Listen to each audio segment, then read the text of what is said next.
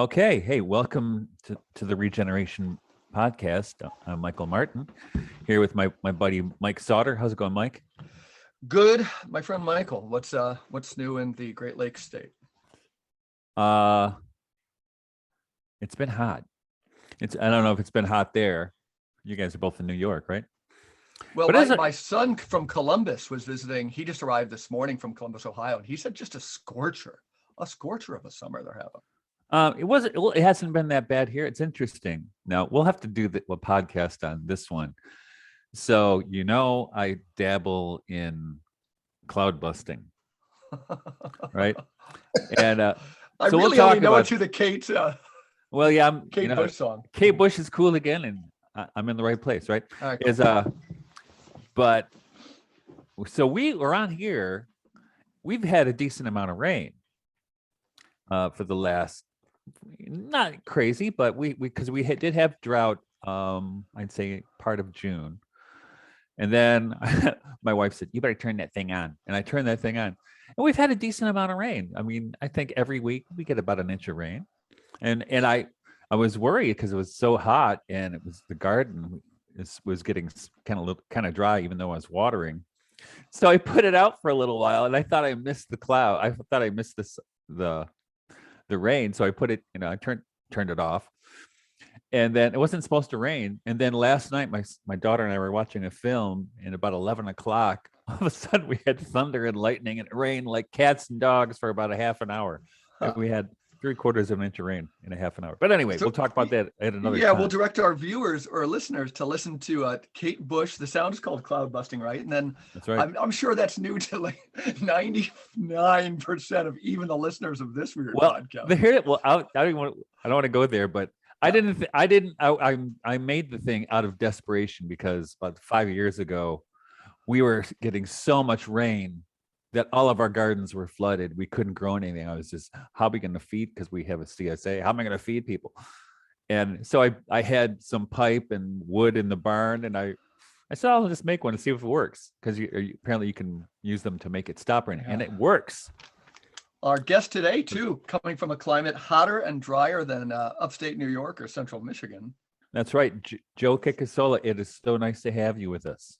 Oh, it's great to be with you guys. Looking forward to it. Now, I have a story about Joe and his wife, Linnea, was an opera singer.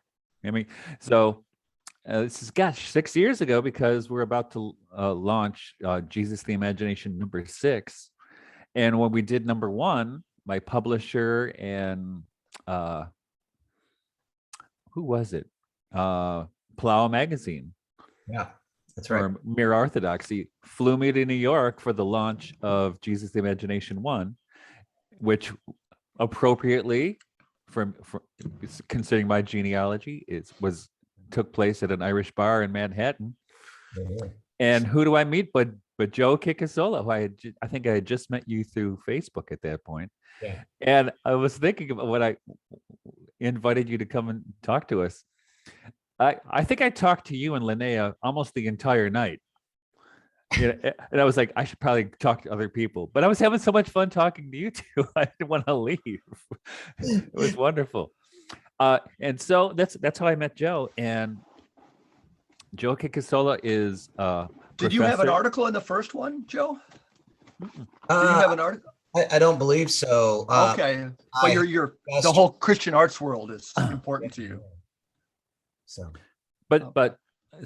Joe is a professor at Baylor University, which is how he introduced himself to me that day in New York. I said, "Is it Baylor in Texas? You really came a long way to go to for this." But actually, Joe works for Baylor in New York. That's right. Right. Oh, okay. And it's called the Baylor in New York program. It's sort of like combining an internship and a study abroad sort of model. So students usually in their last year of college who've gone through the film and digital media department, but also maybe journalism, communications, anybody who's related to media can compete to come up to New York and spend a semester up here. And they do internship work during the day, and then they take classes at night and do kind of fun field trip museums and kind of engaged learning experiences on the weekend. That's That's cool. fascinating. Full schedule, but it's super fun. And it's a good place to do it too, right? Oh man, it's really a great privilege for me to be able to do that particular job, which I've been doing about 20 years now. So, and I have to say that Joe also does a fantastic impression of Paul Schrader, which he which he shared with me that night in New York. And and you Paul Schrader from the David Letterman show, the music guy? No, Paul No, Schrader, the screenwriter and director. I know the director's name. Okay, I wouldn't know if you were doing an impression of him. I wouldn't know what it was. Well, I don't think I've seen him interviewed. In fact, when I was preparing, I forgot that Paul Schrader directed that remake of Cat People way back in the day. Wow. Which I love that movie at the time. It's very weird with Nastasia Kinski and Malcolm, what's his name? You know, the guy from Clockwork Orange. What's his last name? McDowell. Right. Yes. Malcolm McDowell. What a weirdo. Yeah. But and also Schrader is Michael know this. He's one of Scorsese's go-to screenwriters, and he also among other things he did The Last Temptation of Christ. Right. So actually it was wonderful thinking about doing this interview with Joe, because it made me think my life with film too. And I remember, this is kind of weird. I don't know if you guys had this experience, but I grew up in Detroit, and there was this art film house that showed art films, but also really bad alternative films. But it was a mile and a half from my house. I could walk and pay $1.50 to see a movie. And my friends and I would go there, and we would see Monty Python and the Holy Grail, or we'd see A Boy and His Dog, or whatever happened. I think we saw The Exorcist there as well.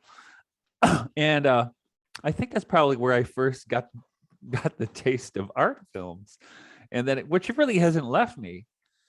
And then I taught a course at Mary Grove College for a while on religion and film, which is a lot of fun to teach. And I was so honored when I met Joe a few years ago that here was a guy who actually did that, and he was interested in film in the same thing that I'm interested in literature, which is that place where transcendence can be disclosed in that medium, right? And so, first of all, Joe, I'd like to just ask, how did you become a film guy? How did your biography bring you here? Well, one of my favorite directors, and I so much so that I wrote a book on him, is Krzysztof Kieślowski, the Polish filmmaker, and he's known in America largely for doing a trilogy of films, Blue, White, and Red, is being reissued right now. Literally, it's out in some theaters in select cities where they did a 4K restoration with former cinematographers. And Kieślowski's passed now, but when he was asked this question, he almost always said the same thing, which was, I just don't know how to do anything else. Mm-hmm. He was very self-deprecating, and he said he didn't think he was very good at making films, but he was less bad at films than everything else. So that's what he and that's sort of how I feel about getting into film myself. I know a lot of really brilliant people who are really amazing film scholars, and I'm just happy to be in their company. I know a lot of really brilliant filmmakers, and I've made a few films myself, none of which you've heard about because, I'm not a brilliant filmmaker. But what I did discover over time was I really love thinking about art and trying to understand what makes it work. And I do, I think, a pretty good job of that. And I have dedicated more time to it than most.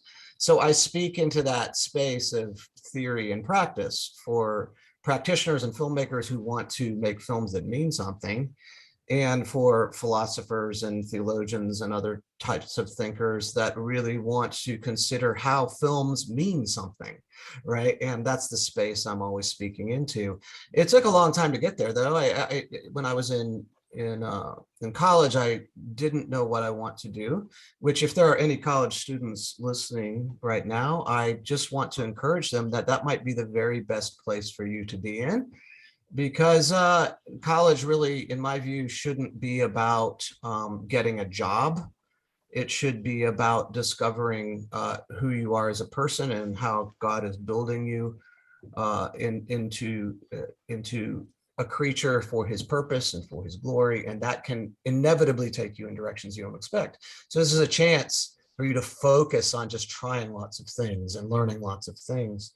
So I didn't know what I wanted to do, and I majored in English and literature, and I picked up a double major pretty quickly in music. I thought I was going to be a journalist, and I have worked as a journalist a bit, and both during college and after college. And I picked up the second degree in music because I just really loved music. And then by the end of college, I thought I would go into a musical career as a vocalist. I was also a drummer in a rock band, but I didn't think I'd have a rock and roll career. But I thought I would actually go into opera and classical music because I'd really come to love that. Got to the end of college, and I'm not going to dress this up. I didn't get into the top conservatories in the nation. And my wife got into 2 of them out of the 4 that we both applied to. And we weren't married yet at the time. That's another story. But we were dating at the time. She got into 2 out of the 4, and I got into 0 out of the 4. And at that point, I could have looked at second-tier graduate schools, or I could have looked at maybe just trying to break into the industry. It wasn't really called that, and I just sort of realized that maybe I didn't have to do that as a career. I knew it was going to be hard. I knew that there were people who had to be musicians, no matter what it cost them. And I really admired that. But I sort of realized that that maybe wasn't me. And I shouldn't try it if it was not me. So then it was just a question of, what is all this going to add up to? And as a Christian, I had to believe in faith that all of that was part of God's economy that was going to matter in my life. Like, it wasn't wasted time to study all of that and not go into journalism and not go into classical music. And what was that going to be? But I literally didn't know what to do. So on a lark, my dad taught at University of Virginia called Regent University. And I thought, well, I guess I could see what they're offering in the fall, or sorry, during a May term, literally right after my college graduation. Sure. And I got free tuition there. So I thought, well, maybe I'll just sit in on some classes. I wasn't even thinking I'd necessarily enroll. And there's a whole thing about going back home in graduate school, living with my parents that really didn't want to do, but it also, God was kind and knew better than I. So in short story, I took a class on Hitchcock, because that looks the most interesting of all the courses that were offered during May term. And there's another course offered on film noir. And I thought, okay, well, that'd be interesting. So I just did it, literally thinking I had nothing at stake here. And within the first couple classes, I thought, wow, this is totally what I want to do. And I could see how all that background fed into helping me understand film, which frankly, I had one really great film course undergrad, but that was all I had. And I had never really picked up a camera in any meaningful way. So I enrolled in the film school there. And after that, I thought I would be a filmmaker, which I still continue to work on film and video projects. And I was a TV producer for a time, but I really just found myself continually called back to that space of thinking about what all these things mean. So I thought that was going to be a short story, but maybe it was a little bit longer. I loved every part of it. Yeah, because it's a good story. Yeah, I think any young person can relate. They find it takes more and more courage to go undeclared and to explore.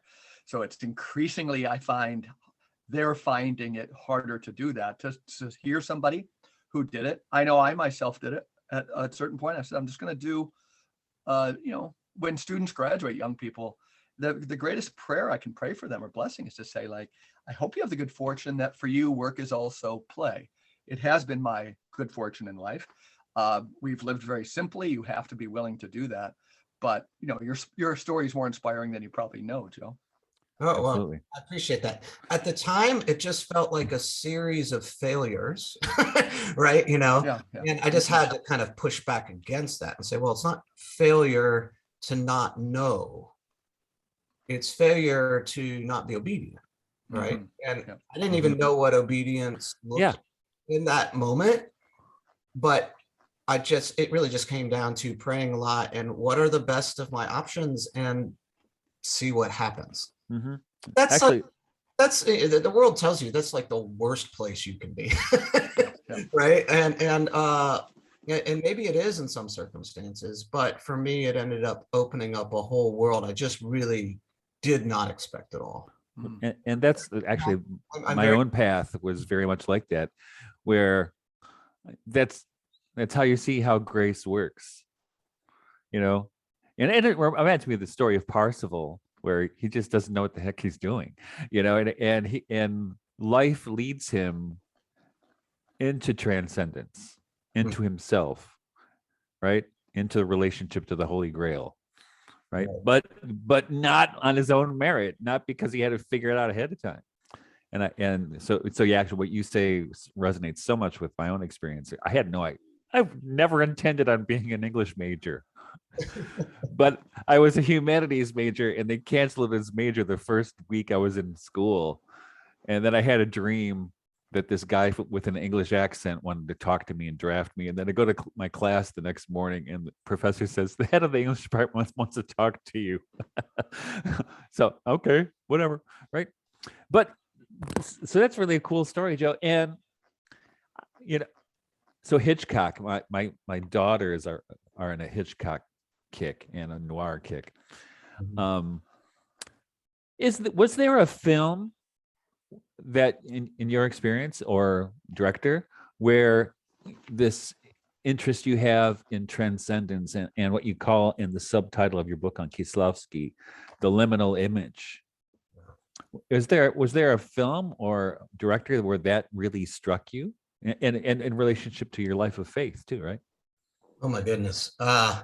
Okay, so there's there are so many films in that period, and that is the wonderful grace. Is like, what I just said about taking college as a time to learn everything you could. I was given this additional grace, totally unexpected, to spend 2 years watching and trying to make movies. And so I just, I set out for myself, what's the list of films I need to know? And it's like 300, 400 films. And I just tried to get through that list as best I could, and that was an incredibly fertile time. So I can't boil it down. I'm not sure that these are the two ultimate films, right? But some really powerful moments that I can remember were, one was in sort of a negative example, like if we're going to talk about like negative theology almost, right? Was I was going through a particularly hard time personally, for various reasons. I think it was my first year of film school there. And the professor, a guy named Andrew Quick, who I still dearly love, we're good friends. He worked for the BBC for years, and then became a professor in Virginia. And he showed I forget which class it was, but he was a fan of European film, particularly 1960s modernist type stuff. So he showed Bergmans Persona, which, if you've ever seen it, is a weird movie. I mean, it's like about an actress who suddenly stops talking in the middle of a performance and nobody knows what's going on with her. She seems perfectly healthy, but she just won't speak. They had to drag her off stage. They put her in an institution. The nurse who's attending to her said, really is trying to break through, and says, I think what she needs is to get away from this place. What if I took her to this summer villa kind of up in the Lake District, up in a lake in Sweden, and we just had some alone time together in a more hospitable environment. And the director of the institution says, by all means, go ahead. What happens after that is incredibly strange, and we start discovering the nurse has her own issues, and the whole movie becomes a really potent meditation on what it means to be a person, on identity. And Bergman's suggestion and throughout that whole thing is, you have no idea. You don't know. Great answer. Yeah. And just when you think you're the healthy one, you discover how sick you are. And it's not a pretty story, those two, But what happened was we got to the end of that, and I'm not going to give away too much what happens. You should go watch the movie, right? If you haven't. But it has incredible artistry, things that happened in that movie that I had never seen on the screen before, that I thought, wow, this guy is incredibly bold. And of course, now I've watched a lot more Bergman. This guy, he was just this new guy to me at that time, right? And so the lights come on, and Andrew says, "So, what did you think?" And a lot of people looked very, very puzzled. Not a hand went up. It was just crickets, except for me sobbing in my chair. And Joe, are you going to be okay? And I got myself together, and I just said, I don't know what to tell you about that, but that was one of the most moving experiences I have ever had. And it took me a couple of days to unpack that. And I realized that the film was just, in experiential terms, showing me how impoverished my own sense of self and identity was. And at that point, it was prophetic, because I had two choices at that point. I could kind of go the Bergman route, because Bergman was not offering a lot of hopeful suggestions at that point, but he was very forcefully and unsparingly pointing out the problem, which I perceived to be true. Yeah.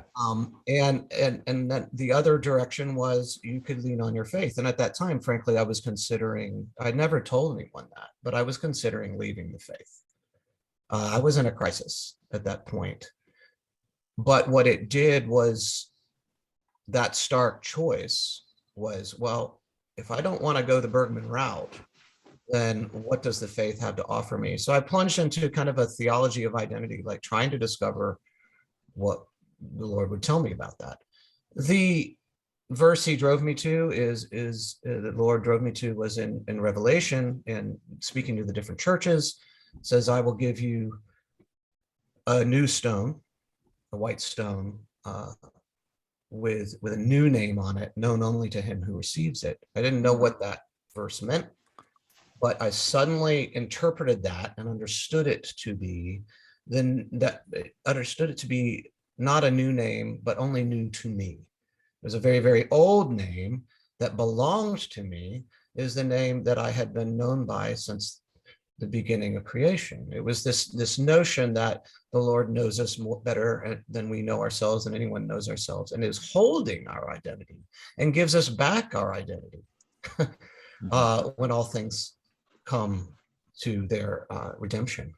And so this idea that God, whatever I was, and all the ways I was misperceiving myself, and all the ways I was posturing, and the ways I was flailing around, not knowing who I was, what I want to do, I'd stumbled into film school. Was I really ever going to be a filmmaker? I mean, who was I to think I could do that? You know, I had all these questions running all of the time in my head.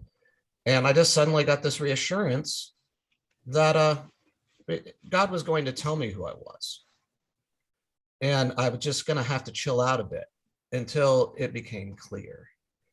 And that was so powerful. And I would not have gotten that, I don't think, if I hadn't watched the movie of a very disenchanted, lapsed Lutheran, Ingmar Bergman, saying, so there's a great irony there, because he left the church for various reasons that weren't my story, but he still had this incredible compulsion to tell a truth. And I maintain that that is a kind of negative transcendence, because it opened up a void. And that void did not look good to me, but the void was real. And the question is there someone who fills voids or takes them away? Or is this some kind of indicator of, or transforms voids, right? We could talk about whatever those answers is, right? Yeah.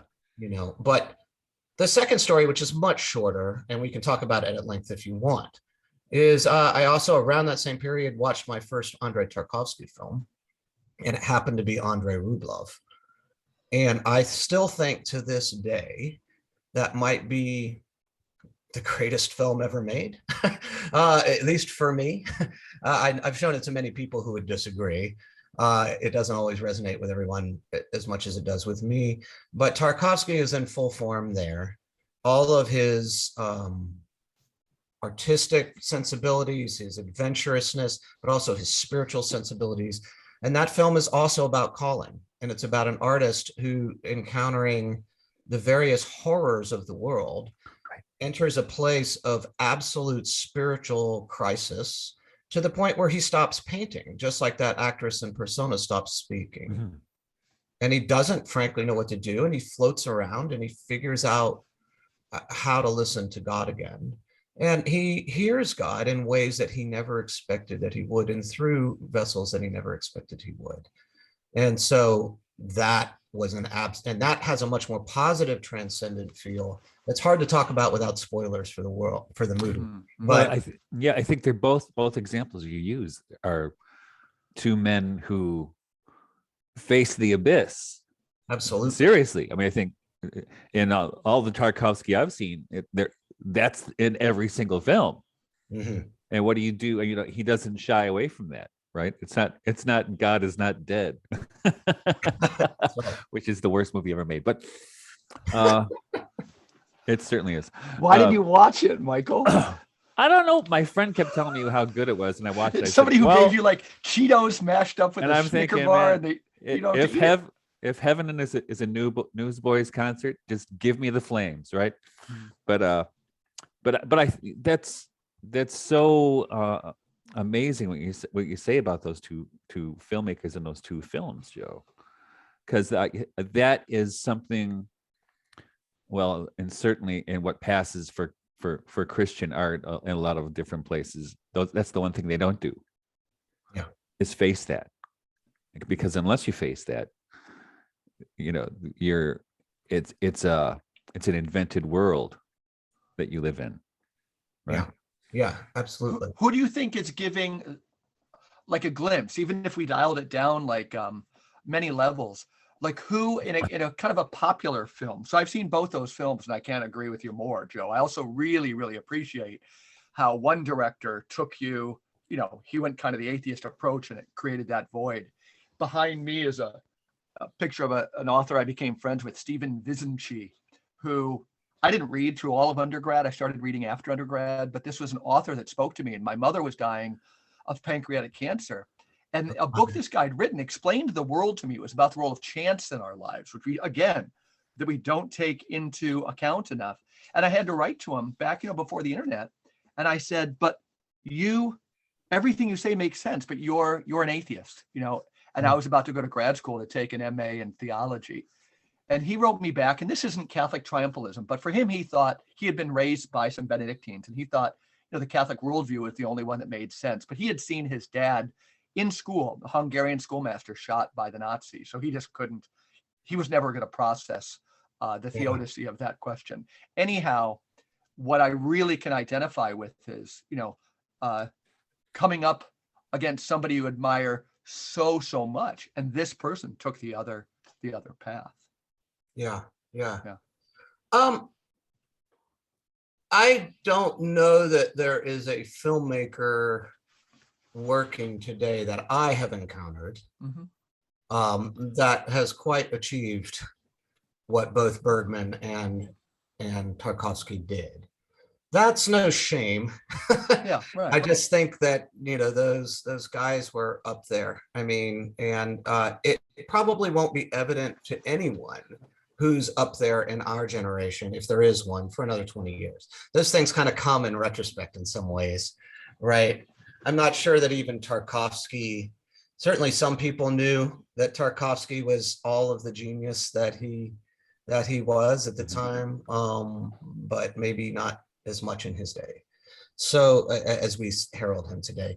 So it's a hard question to answer. I don't want to put equivalence, but I can tell you, films that have moved me for particular reasons that align with the same reasons that I mentioned in these other films.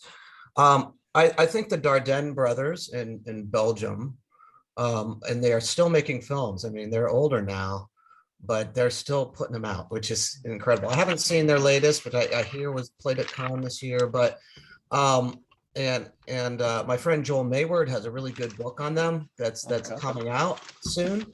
I believe this fall. So I was able to review it for the publisher, and I was really delighted with what he did with them. It's one of the first kind of full-scale theological treatments of their films. But when I saw their film Le Fil, which is the Sun, it was I'm sorry if my French was wrong there, but that was an incredibly moving experience. And it's not like those other two films in that the style is much more what we'd call naturalistic, or, you know, older term would be like a cinema verite thing, but it doesn't have the same kind of political edge that verite had. It's really just about trying to be present with actors, and the actors, the dialogue, everything is incredibly natural. Mhm. And so you're really sitting with people for long periods of time. And these people, without exception, are spiritually searching. And the Dardennes were raised Catholic. I think they're much more agnostic, or even in recent years, a suggestion maybe they've turned to atheism, but they have absolutely said publicly and through their films, they still think that the notion of the sacred is imperative for human life. Mm. Even if they can't quite believe that it's real, they can't imagine life without it, kind of thing. I hope I've done justice to them in that. That film is about the struggle for forgiveness, and it does not make forgiveness look easy, because it's not. Any film that makes forgiveness look easy is selling you something that's not forgiveness, right? Yeah. And so it's a gripping performance about a father who has lost his only son. And so there's a whole Christological resonance in there as well. And the void is felt in incredible terms. This guy's life is really fallen apart, but he is trying really hard to make something of his life after the apocalypse. And there are a lot of things working against that. And one of those things is the difficulty of forgiveness. And so that, I don't want to say too much more than that, but in a very different camera style, they showed that spiritual struggle is not a matter of just material economic forces. It's truly spiritual. And I felt like a dimension of reality was made concrete for me. And I thought, to assign this to political power or economics or class struggle or any other kind of materialist, there's lots of theories out there, right? Would be to cheapen what's really happening here. I like the fact that, and this will be very brief, but it's just that a movie you wanted to single out went right at forgiveness. You know, William Blake is something of one of the presiding spirits of this podcast, you know, but we don't need to think like what would make, if there was something unique about Christianity, like what would it be? It's an interesting question. But for William Blake, it was totally 100% the forgiveness piece. You know, through all eternity, I forgive you, you forgive me. For him, that was the Eucharist. You know, this is the bread, this is the wine.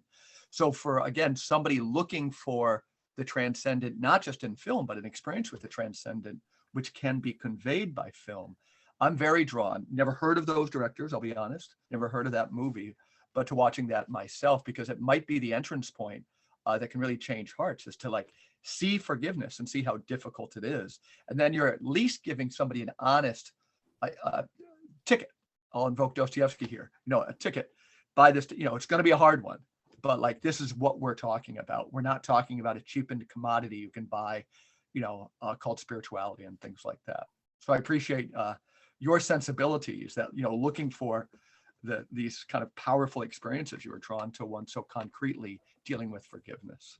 Yeah, well, I'm glad to point it to you. That film's about 20 years old now. So, and it is a European film, and it, you know, is definitely worth checking out for sure. And it's worth saying that I'm not going to give any spoilers on the movie, but there's no guarantee that forgiveness is going to happen in this film. But the struggle for it and the imperative of it is absolutely made known. And that's forgiveness between people.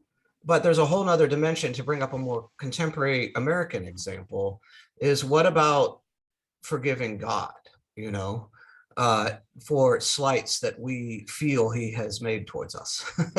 And And the temptation would be to say, oh, horrible things that have happened to me are not horrible because God is good. That's kind of the Christian platitude.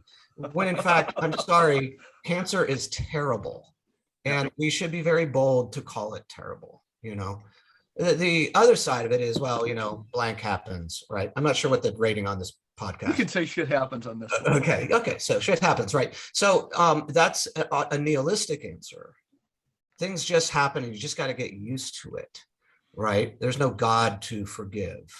You can be angry at God, but you're sort of angry at a void, right? The in-between is to really be angry at God and to talk back to him the way Moses did. And my friend Richard Middleton has written a book called How to Talk Back to God just recently, which I'd recommend. But it's different from not honoring God as God. But it is saying, I don't understand how you, as God, whom I believe you to be, could let this happen. Mm-hmm. And that, I'm sorry, that's just a biblical pageant of behavior, a pattern, a pageant of patterns of behavior. Every prophet does this, right? And even Jesus does this. My God, why have you forsaken me, right? And so to that example that I would point you to is the film Sound of Metal, which came out just 2 years ago, about a drummer in a kind of avant-garde metal band who loses his hearing. And that's not really a spoiler. That happens in the first 10 minutes of the movie. It's directed by Darius Martyr, and this is his first narrative feature film. He made a feature documentary. It's very good, but it's his first narrative feature film. And through a variety of circumstances, I've gotten to know Darius a little bit. We're friends, and we had a chance to talk for a couple hours about that movie. And I told him that in recent memory, this is the most powerful film I've seen in recent memory. That's great.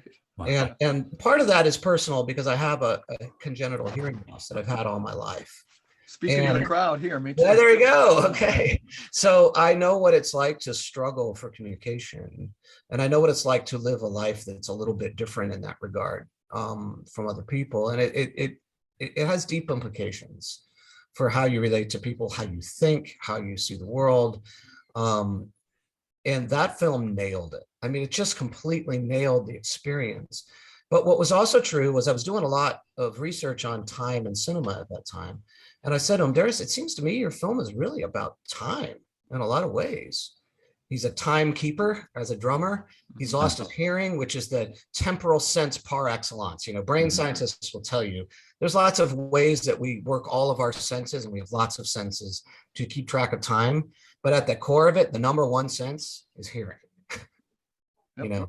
You can see my hands moving, but it's locking in on the sound, right? You can see my lips moving. It's locking in on the sound and putting those two things together. The sound is much more powerful. And it's just a critical sense for perceiving time. And when that's taken away, man, his whole life, so it becomes a meditation on identity and stuff too, but time is at the center of it. And Darius was just elated that I had picked up on that. And he was like, I don't think anybody's noticed that, but I was so meticulous about time in this film. There are only hard cuts in this film. And I did that for a reason, because of time and because I needed, he took very few takes. He demanded his actors do lots of rehearsals because it had to happen in the moment, kind of thing. And for him, it was a very temporal kind of law in his movie about the struggle with time and the fact that you can't turn back time, you can't undo the past, but what does the future mean? And so for him, it was incredible, and the acting is phenomenal. And even though Darius does not claim a particular faith, I mean, he's very forthright about that. He is very sensitive to spiritual things, and he's very open to the spiritual. And he says, absolutely, I have these notions of eternity in mind, whatever eternity is. He makes no big claims about that, right? But he was not willing to discard this notion of a higher meaning or a higher reality. He doesn't know what it is, but he thought, if there's any answer for this poor guy, he can't discard that either, right? So it's really another film about struggle, but it's in English, no subtitles, right? And it is incredibly powerful moving film. Worth the price of admission. I love it, right? When I haven't heard of this director or anything, Oh, well, it was nominated for the Academy Award. I mean, it went Yeah. up Best Oh Picture. no, I'm thinking of the Belgian one in particular. Oh, yeah, And yeah, now right. this was a name I'd heard of, but I just didn't follow it. I hadn't seen it yet, so I'm looking forward to that too. And it's interesting. Now, I want to maybe back up a little bit because you were talking about, this notion of being angry at God, right? Which I think like Bergman and Tarkovsky and that generation of filmmakers who lived through World War II, the Holocaust, and the rise of communism. I mean, talk about feeling abandoned. Yeah. So I was it was a while ago. I was talking to somebody, I can't remember who it was, that I have to wonder, after going what we've been going through for the last 2 years, and we're still in the middle of that. I think if you're familiar with the cognitive scientist John Vervaeke, he's got this YouTube channel on the meaning crisis, and he's seeing what psychologically one of the big problems facing the world. And I think that you see this in the attraction of a lot of young people to Jordan Peterson, for instance. Yeah. There is a meaning crisis, and people are trying to fill that hole, right? We just, it's there's such a high level of existential dread in the world right now. Yeah, and I know that there are artists and filmmakers out there who are contending with that, right? Which, like you said before, Joe, and we might not know about it for 20 years to see who really was there, but you see it also in literature in the post-war era, right? The high modernists who are also dealing with all these major issues that confront human beings, which for some of them, T.S. Eliot, for instance, led them to Christ, but also to transcendence. If I think about Eliot in the Four Quartets, there's a big difference between Eliot and Four Quartets and The Wasteland, right? Yes, for sure. And he moved someplace that way, and I think that's what I see with a lot of my students. You probably see it too, Joe. Is they were talking. I had taught a great course this last year on romanticism, and it was mostly women in the class. It was all women in the class, and they finally felt like talking after what they had been through, and they were talking about what resonated in romanticism with them. And they were speaking in religious or theological terms or philosophical terms, though not necessarily that they were believing people. Some of them were, but they were looking for something, that imparted meaning and purpose to a human life, to their lives, right? And I think that's absolutely my experience. I mean, and I'm afraid that my big worry is that the current cultural climate is not even asking these questions, really, although with certain political crises and stuff, the questions are reemerging, as they inevitably will. Inevitably. Right. You can only kind of shelve the question of meaning for so long, even culturally. One of the big theorists in my field, in the film studies field, is a guy named Gilles Deleuze. Mm-hmm. And there's a lot, he's a big deal, in terms of film theory. He's still probably the most quoted film theorist.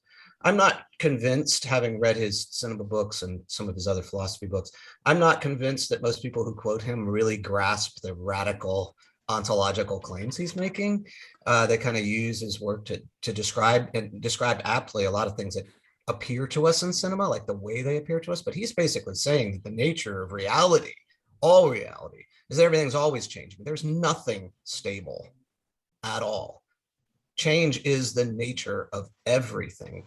And it's a monistic kind of universe. So if there is a God, the only God there is what he would called duration in Bergsonian terms, just this giant change. Right. That's very, there's some alignments with mystical Christianity there, but there's a stark difference as well. I mean, Augustine would have conceived of it more like there's time and then there's eternity that intersects it vertically. And eternity isn't just endless time. It isn't that at all. Eternity is a whole nother order. Right. And that whole other order mysteriously permeates the universe, right, in ways that we don't completely understand, but we have hints of it. And what that whole other order is a stability. It is a divine stability. So the answer is not that nothing is stable, it's that only God is stable. And only what God might deem to be stable is stable, right? And it just preserves this notion of stability and preserves this notion of meaning that flows from that. So Deleuze would say there's no you, right? If you want to say who you are, what you are is a changing element in a large changing equation. And what you were was not the you that said, who am I? It's 5 seconds ago. Whereas there's some truth to that, right? We do change, but is there an essence to us? Is there an identity, to go back to Revelation, that God is holding? Is it possible that both things are true? Mm-hmm. And that's what I've come to believe. I think Augustine was right in that. Maybe more right than even he knew, as he was kind of trying to feel his way through it. And he's very transparent about that in the Confessions. Like, he kind of ends every chapter with, only you, oh Lord, know. Right? Like, he just wrote like 20,000 words on a particular topic, or 30,000 words, and ends with only you, Lord, know. But he made a lot of progress there in understanding something. Mm-hmm. If only it points you to this other order that interpenetrates us.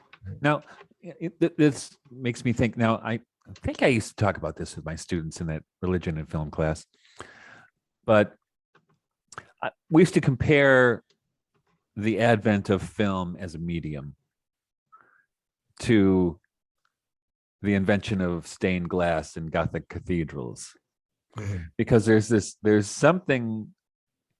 It's really miraculous, if you think about it, that through the medium of light, we see these images shining through, just like in stained glass. We have this. So it seems to me that film as a medium kind of is made to reveal transcendence. It's like it's a transcendent medium as it is already. Not that it's always like that, right? Yeah. So I wonder, Joe, if you could talk about this, and I'm just thinking about the quality of film, whether it's digital or actual film. How does that operate in this search for transcendence, or the we can call it the disclosure of transcendence? Well, that's my favorite question. I probably will spend the rest of my career asking it and trying to answer it. I don't know that I've answered it fully. We mentioned Paul Schrader early on. I think he was one of the first ones to really rigorously pose the question in serious terms, at least in terms of film form. Lots of people had written about form content. It was assumed that content was the thing. They're going to tell Jesus movies or inspirational stories. And of course, content's very, very important. I wouldn't dismiss it, but I want to know why content shows up in all kinds of forms. Why cinema, right? That's the formal question.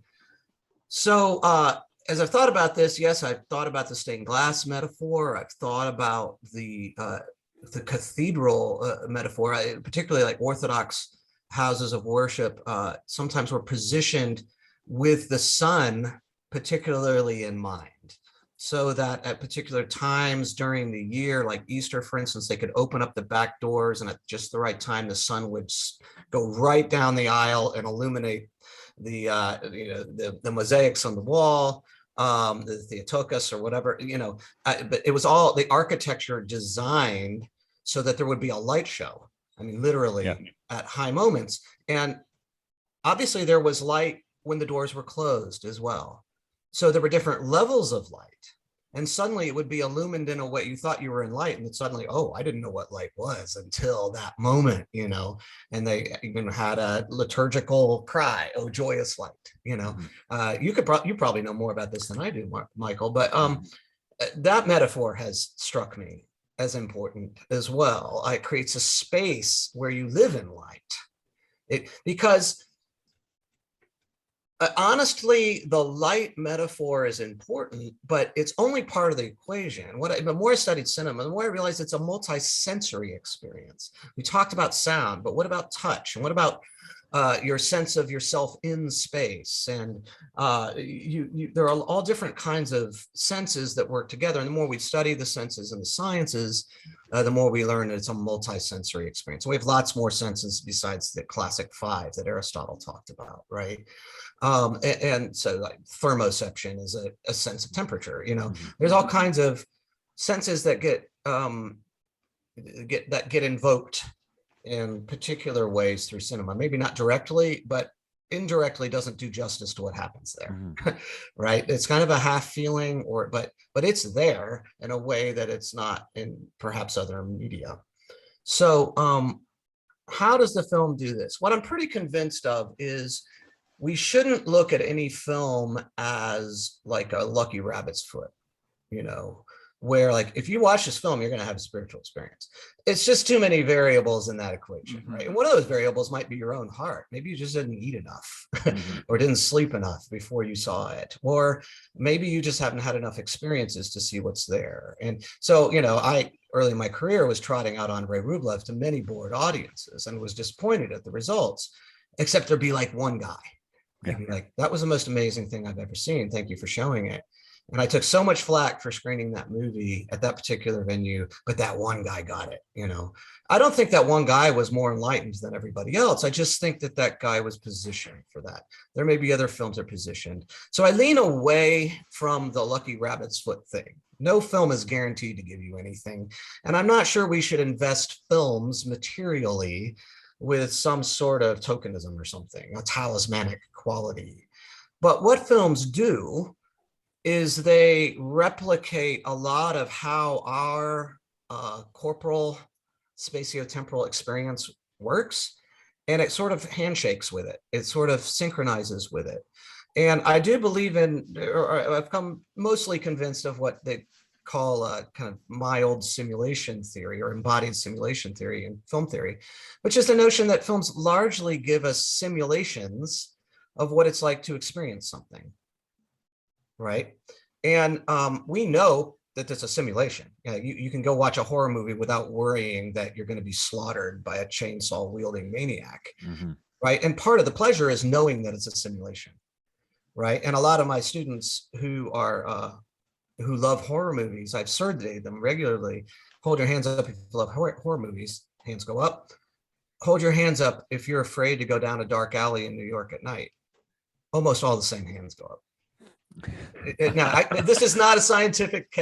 There are people who've studied this. They might say, but I would say it doesn't wash out entirely. But in my anecdotal experience, fearful people often like horror movies, and I suggest that it's because they're given something they can master that they have always feared. It's a way of kind of rehearsing that thing they've always feared and try to slowly, incrementally gain some mastery over their own fears. There's probably a lot more to it. Lots of people would suggest that. There's books written on it. In the same way, long answer to your short question, in the same way, we are primed for spiritual experiences. We are built for spiritual experiences. Our hearts are restless, Augustine says, until they find their rest in God. There's a God-shaped vacuum. You know, that's the paraphrase of Augustine, right? So films, as these kind of simulations of our experience, present in a controlled environment, away from the laundry list of things we have to do every day, right? A place to suspend all of that and experience something focused. And if they're really well crafted, right? And they're made by a director or a team of people, you know, because films are always made by a team, who get the idea that there are things that are more meaningful beyond just what we can touch and measure. then you have the opportunity for people to awaken a certain experience that is often suppressed in everyday reality. And it's just a very focused environment to kind of show what's always there. And some films, that can happen in the worst films, actually, if somebody comes at it, with the right frame of mind. There might be one redeeming moment in that 95% horrible film, and that might be enough for somebody. But what I'm interested in is the films by filmmakers, many of which have just been mentioned, that really consistently understand that that's the game, that's the object. This is what we're trying to do. And they're really zeroed in on what does it mean to feel something? And what does it mean when our feeling has meaning? Not just the words, the concepts, but the feelings. What does it mean to have a transcendent experience? Where do we find those transcendent experiences? How can we have them here in the theater and maybe get a clue as to where they come from and what they mean ultimately? And so transcendence in cinema is not limited to a religious film per se by the label, but by definition, if it opens up to something that's kind of beyond our sort of ordinary immanent experience, and I'm speaking phenomenologically here, what we experience is immanent, kind of the everyday thing, or even in the everyday thing, maybe in the everyday thing, suddenly the everyday becomes something more than we ever dreamed it could be, because we don't have the same obligations in that everyday experience in the theater that we do in the everyday life. Right? Something opens up. I think that can happen on a formal level, the way it appeals to our feelings and makes us sense things and moves things. It can happen on the narrational level, where it steers us towards questions that we've been avoiding or just don't have time for, or only in the most facile way say, yeah, that's true, but I can't comprehend it. And the filmmaker saying, no, try to comprehend it in this moment. The best films, the best filmmakers, Tarkovsky, Kieślowski, these others, are saying, why don't we make sure the narration and the formal aesthetic things are all driving at this one space where the most important questions are asked and contemplated, whether or not there's an answer. And there certainly shouldn't be an easy answer, right? But there is an answer, maybe. Let's assume there is, right? But we don't know what it is yet. Let's crawl towards something we don't fully understand. That's my best answer to that. We could go into more detail about any dimension of that. Let me ask you a question, Joe, because it relates. This is going to be a little more, I don't know if it's even apocalyptic, but I'd mentioned reading an article of yours from years back. I'm not going to hold you to the content, but I think it sounds like a theme of all your work. But it was an article on the movie Crash. And you have a lot of descriptions in there of how film can take us inward, and a secular society can take us inward. Very evocative. On the other hand, my youngest son, now he's 22, he's saying so many of his friends, because of the ubiquitous nature of TikTok, can't even have the attention span of movies anymore. And there's another piece there too, which is the media studies. I remember 20 years ago, the Gutenberg Elegies was a book, that the movement from the book as a metaphor for the self to the movement as, the computer as the metaphor for self. I see it with young people looking at themselves, that they have inputs and outputs. A lot of cultural critics were saying that this movement that we're seeing primarily, today we're talking about film, but from the book as metaphor to a computer is a flattening. So you're saying some very profound things about film. And at the same time, are we experiencing a flattening, and are we experiencing, a shortness of attention? Because my son was dead serious that he says he has a lot of friends who can't go beyond. They're watching 9 hours of TikTok a day. I remember being in college that Geraldo Rivera would have this expose that he heard on campuses. Guys are having like as many as 8 beers a night. And I don't know about you guys. I was thinking that's before we even went out. Yeah. So that sometimes the media wasn't getting at it. But if we saw a news story about how much TikTok young people are watching, I bet you they're not even getting at it. It's more than they think. What are your reflections on this in terms of the flattening and the shortening duration in film? Such a great question. I'm going to really try hard not to be the old guy. Get off my lawn. Back in the day, we had to march 5 miles through the snow to get to school. All that, although I'm totally that guy, right? Because I do see this declining attention span. Mhm. I think it is absolutely a real thing. Mhm. And I don't think it's hard to show. No. Empirically, I don't think it's hard to show. Mhm. If we're really interested in knowing whether that's true, you can find out pretty quickly it's true. Mhm. Mhm. The question is, what does that mean for us? And I think, like with every other media shift in human civilization, you're going to have pretty serious ups and pretty serious downs to that equation. So there's been talk about what, the terror of, the written word. What if everybody becomes literate? Then they're going to stop trusting the church for answers. Was that true? Well, in large cases, it was, right? In many cases, it was. Church authority really crumbled in lots of areas. On the other hand, it did give rise to all kinds of modes of thought and benefits and philosophy and all kinds of things that I think are demonstrably positive. So in these kinds of moments, as a scholar who's studied the history of media, it's really important not to overreact, and it's important not to underreact. Mhm. So I do worry that Andrei Rublev is a 3 hour and 20-minute movie, depending on which cut you're looking at. If you want the Tarkovsky's original preferred cut, it was almost 4 hours. So, but the 3 hour, 20-minute cut is the most common one. That's like Everest these days. In the 1960s, it was like, yeah, it's kind of long, right? That's like Everest now.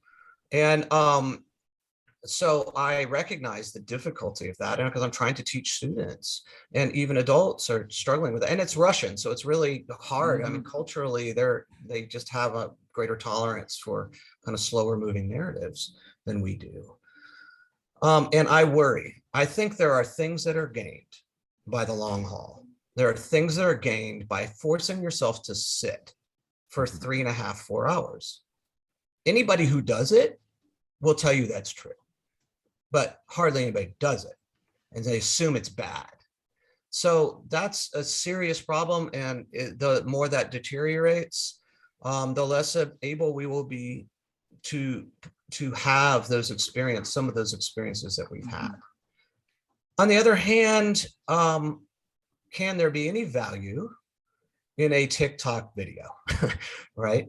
There are some who do them better than others. What is that value? Let's identify what that value is. To speak very succinctly, to speak obliquely, to do something that doesn't do what advertising does, which is to just sell you something, but to rather, in the most efficient way, point to a mystery or point to an open equation. And a lot of times that happens through humor. I mean, I think it's universally true that, and I've always told my students that if you're going to make a short film, it's a lot easier to make a funnier short film than a dramatic one. And I've seen some really great dramatic short films, even really short films. But drama is kind of a slow burn thing. It takes history to make drama, whereas humor is sort of an accident of the moment, where something just unexpected happens. Never thought of that. Yep. Right. I mean, the nature of humor is difference, and you can show difference in a second. Mm-hmm. The nature of drama is conflict. And any conflict worth its salt is over time. Yeah. Right. So it's so that's the thing. What you're asking yourself usually with a TikTok video is, what's the value of humor? Now, there may be other uses beyond humor. So I try to look at the positives of that. And I do think that there are openings through humor onto transcendence, but transcendence just sort of looks a little different, If you're able to laugh at yourself, truly laugh at yourself in the most humble way, then that's a type of repentance. Right. I agree. That's a type of transcendence. And I get that feeling when I see certain foibles and in movies and even in certain commercials. I tend to like the Geico commercials, for instance, even though I'm not really interested in insurance. I do. There's moments where it cracks open and I ask myself, what's that delight? Is it strong enough to take me to the depths of transcendence? Because I do think that there are depths, right? There are shallow truths and deeper truths. And well, that's going to be largely a matter of how you comprise your life to be open to those things. And somebody who spends 7 hours a day on TikTok is not going to be able to do that. I'm sorry. You have just substituted a small part of creation for a simulated part at that, for a much, much larger, richer reality. And I think what you were saying earlier about the monks getting their hands dirty is absolutely true. I mean, I tell my students, I love the movies, I love television, I love media. I've even seen maybe 1 or 2 TikToks I like, right? But get that?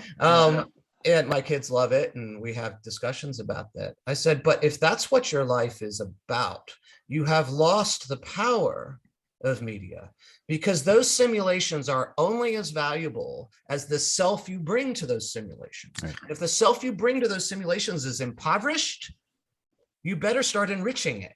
And you're not going to get it by getting caught in a loop of simulations. Does that make sense? Well, what it Simulation does, is valuable as it is that reality is valuable to you. Right.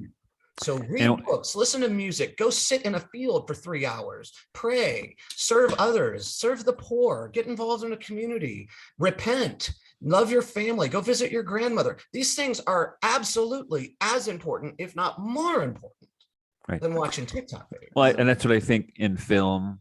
In fact, I had that romanticism course. I wanted to show them the film. What's it called? Bright Star. Do you know that one? Yes. About John Keats. John Keats. Yeah. And so, and it was all women. It was directed by women. So I said, so would you like to watch it in class, or would you prefer to watch it on Netflix or something? Because it was on Netflix at the time, and we could just talk. We could just take off one day of class and talk about it the other day. I said, well, it's 2 hours long. Most movies are, girls. I can't sit there for 2 hours. Yes. But I think and I noticed the same thing not only with film but with literature. I mean, you assign a novel, they're like, oh my God, this is a book, and it takes hours. But what those two activities do is, you can think about them as they're like, anyway, aids to contemplation, because it gives you a place to focus your attention, whether it's a film or, and you see the people who can't watch the film without checking the phone, right? Which robs you of the experience, which if you don't have I've written about this a lot, the contemplative engagement with things is not the only way, but it's a good way to allow transcendence to disclose itself. And it takes a lot of, I don't think this is particular to this generation, but students don't believe their teachers a lot of the time, right? So when I was a student, I was told Citizen Kane is the greatest movie that's ever been made. I've seen that movie like 8 times now. I'm not convinced it's the greatest movie that's ever been made, but I am convinced it is a great movie. And I can tell you, I've never enjoyed watching it, even on the 8th time. Yeah. And I'm saying this in public for the first time. This is the way to get, killed as a film scholar, I suppose. Heretic. Well, the joke in film school was, if you have a test and you don't know the answer, just put Citizen Kane and you got at least a 50% chance. So what happened is, by the 8th time, each time I'm incrementally seeing more. And I keep watching it, and I will watch it a 9th time, because so many people who are smarter and wiser and have lived longer and thought deeper than I have told me I need to see it again. I have to trust those people. That's how I roll. Yeah. And that was true with classical music. My mother's a classically trained pianist, conservatory. She was a piano teacher her whole life, her whole career. And she got me, I grew up with classical music in my home because there's always piano lessons going on, and I hated it. I was just like, classical music sucks, man. I mean, it just takes too long, and there's no beat, and there's no catchy riffs, and heavy metal was the thing. And so, I just wanted nothing to do with classical music. I thought it was incredibly boring. And then she got me a cassette tape, because that's what we listened to back then, of the Messiah, Handel's Messiah, and got me a tape deck. And she said, I got you this as a present, and I'm going to let you buy tapes of your own to listen to music you want to, but I want you to promise me that you will listen to this one first for at least a month, and I had one tape, and I had a new jam box, is what we called it, right? Mm-hmm. I played that thing over and over and over again, and just tried. largely because I wanted to get other music. So it was a bait and switch, man. And suddenly it opened up to me. I mean, I don't remember how long it took, but it took a while. It does. And all of that, and I realized it would not have opened up to me if it hadn't been for those first 10, 12 years of hearing all that music in my home and hating it. But it seeped into my bones. And I started to understand the complexity was there, the complexity and the simplicity, right? And how the two worked together. And I'm sorry, some joys, often the greatest aesthetic, spiritual joys, come over the long haul. You just have to sit with it. And you have to trust those who are smarter, wiser, and have lived longer to guide you in what is worth your time. Mm-hmm. That's good. That we should probably start wrapping it up. But if I could ask you, Joe, what would you? Well, what films might you suggest that say young people who are like my son, for instance, he's 22. When he was 15, he was convinced he wanted to be a marksman in the army. I'm like, okay, I have to redirect this energy, and so I would bring home these art films. So you want to watch this? Bringing home American Sniper. You were bringing. Well, he watched that, Tarkovsky. and he's really, this kid is a great shot. I mean, but I started bringing home these art films. Like, hey, you want to watch this with me? Okay, it's better than going to bed. So we'd watch these films, and then he starts getting into it. Then he starts researching it. And so if a student like that, and this persisted even to today, but now he wants to be a physicist. What films might you suggest that some of those young people check out as an introduction? I definitely think they should look at Sound of Metal. I think that is an accessible film that most people will find interesting and meaningful. They should definitely be looking at that. Gosh, I'm trying to think of what films I have seen recently, that were really kind of worth the time. I don't know. Well, what films have you seen recently? Sound of Metal is one that sticks out because it's the one that I've been kind of obsessing over recently. Yeah. What did I see? Well, what have I seen lately? Well, I don't know what I've seen recently that I could suggest, but what comes to mind is when I taught that course, I think the only film we did every semester was Wings of Desire. Okay. Yeah. And I'll never forget showing it one time, and it was a morning class, I think, and then the film ends, the students leave, and then I went into the courtyard of the college. I was going to my office, and I saw this young woman who was in the class sitting there. I said, "Hey, what's going on?" Because I just realized I have to rethink my life.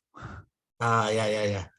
And that was my experience when I saw that film, and that's what gave me great encouragement as a human being, to see what art can do once, and like you said, somebody's, and this is why I show films like that in college, because I figure most of these kids are never going to go see films like this when they're not here.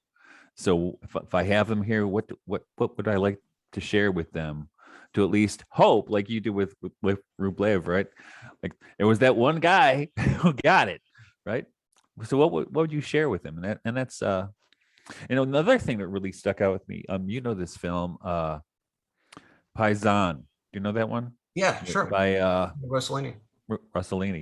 That was I was struck by how that resonated with students, which I wouldn't have occurred to me beforehand.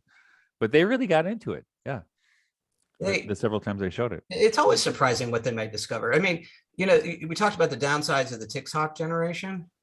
The upside is like, when I pull up my daughter's spot, my daughter's really in music, and she writes her own music and records stuff that I wanted to do when I was a kid, but never had the equipment. And now it's just so easy. Yeah. She's got a lot of talent, and I pull up her Spotify playlist, and I'm like, so you're like listening to Zeppelin and Fleetwood Mac and whatever, where did you get all this? She's like, oh, it's just out there on the internet. There's not a sense in this generation that they have to stick to a particular thing that the radio gods are selling. I agree. Yep. Right? I mean, they have an incredible access and they take advantage of it. And my daughter's musical tastes have been cultured way better than mine were when I was her age because she's had access. And I think the same thing can happen with movies. I've been surprised, when people responded to kind of older fashioned things. My son really responded to the PBS show All Creatures Great and Small that's been kind of revived, We were talking about that just thought before he you would joined like us. that. Yeah. It's so old fashioned, and it's Yeah. a small town, but it's just like good. It's not like the greatest show ever, but it's good ensemble writing with characters who have something meaningful at stake, and they're different, and they have conflicts, and they have resolutions, and it's like classic textbook stuff, but it's done well, and it's surprising how rare that is. And here he responded to it. I was just thunderstruck that he liked it. He's 13. He was 12, just turned 13. One other film, I'm going to put in two films, and then I do have to go. All right, but and this is a little bit selfish on my part because I know the filmmakers, but I can tell you that my children have watched these movies. And my daughter's 17, my son's 13, and they liked them. And one is a film called Electric Jesus, which is made by Chris White, and it's available streaming all kinds of places. Okay. And it is a story of a striper wannabe heavy metal Christian rock band. We know that type well. And it is about as accurate as I can imagine, partly because Chris and I are the same age, and this was our dream, we both wanted to be in that band and headline, opening act for Stryper and all that stuff. And I'm admitting that in public the first time. You're getting a lot of confessions. Chris absolutely nails all the earnestness of that.